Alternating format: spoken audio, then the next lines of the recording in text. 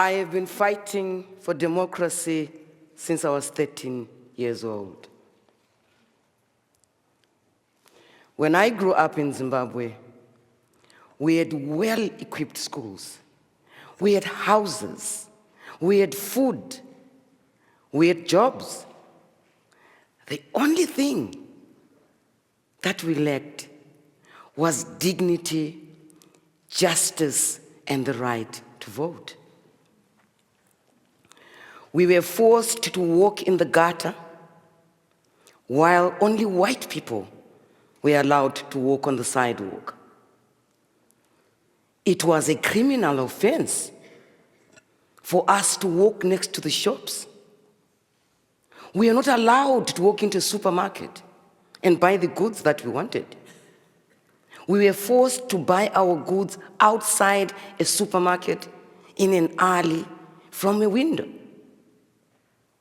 This kind of discrimination and untold loss of dignity gave birth to our African revolution to liberate ourselves. We were kidnapped from schools to join the liberation struggle. Since some of us were still young, we became child soldiers. But this is not the story I'm here to tell. I survived the liberation struggle, and I joined the labor movement, accidentally, because of sexual harassment. I had a boss who thought he had the right to touch my body without my consent. He used his position to stop me from getting justice. It was allowed at law because women were treated like Africans were treated before the liberation struggle. We had no rights. So I became a trade union leader in search of justice. But this is not the story I'm here to tell you either. I've been kidnapped, had my teeth knocked out. I have stitches on my skull. I've been beaten. I've been detained again and again for only demanding the respect of the people's rights in letter and spirit. This is the price I was willing, and this is the price I'm still willing to pay for democracy. But why?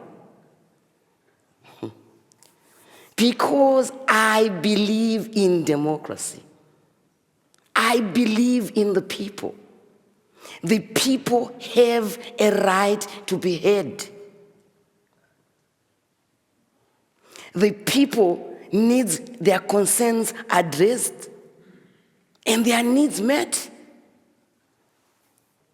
My job, and the jobs of parliamentarians world over, is to make sure we deliver democracy to the people.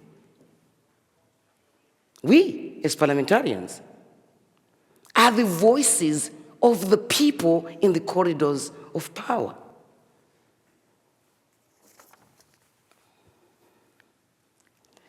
As a parliamentarian, I need to speak the people from an informed and act from an informed perspective.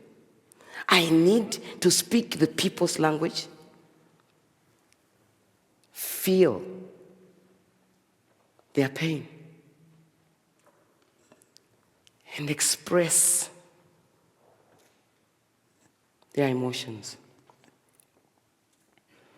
I can only do that by working alongside the people.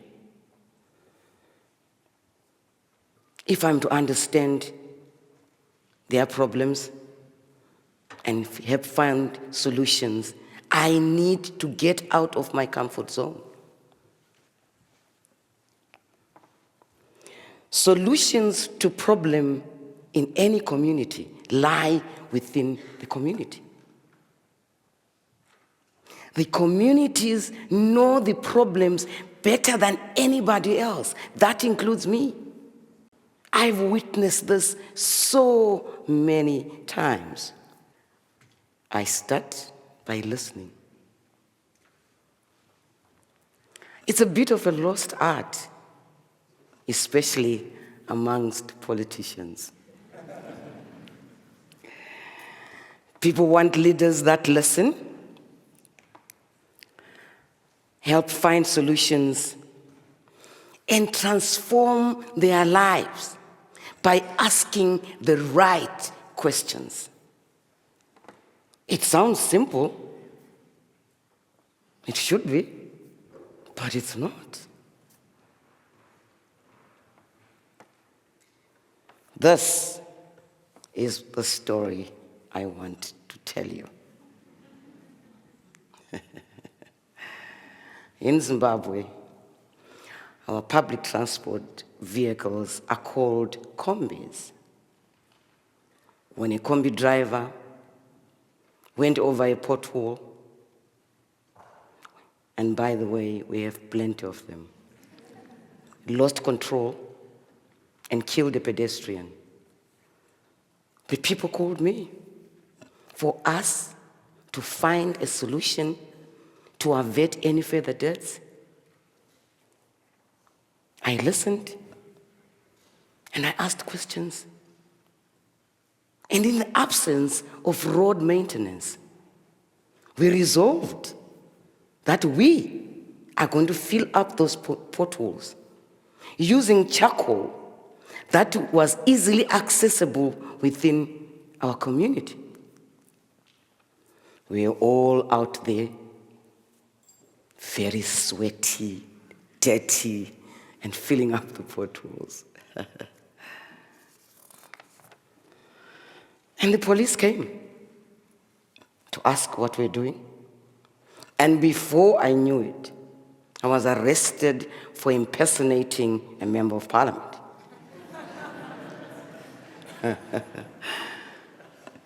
Can you imagine? I was barefoot, sweaty, dirty, pitch black from head to toe from the charcoal, filling up the potholes with the people. It was an offense. But why?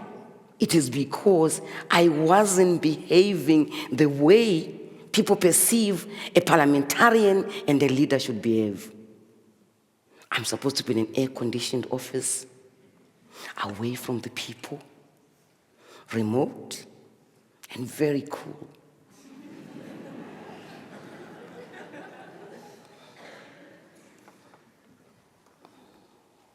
I believe the time has come for parliamentarians to lead by example. People want to have leaders that lead by example. In my community, there's very high unemployment. And then a number of people died of HIV and AIDS. Some years ago, I had the opportunity to tour my constituency. I was taken around homes, and I saw people bedridden, dying from this epidemic. It was so heartbreaking to look at lives wilting away because people were starving and dying. Amazingly, the community could not and would not let this epidemic kill us without dignity. Hell no. The people refused. What did I do? I asked questions and I listened. What happened?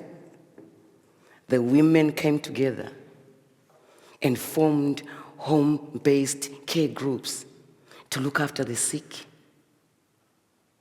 And I got them training on what HIV/AIDS was, how to look after the sick, and how to make sure they get their drugs on time. But if you're sick and you don't eat, medication doesn't work. The community decided that we should start a feeding scheme. The scheme needed funding, which I did not have. But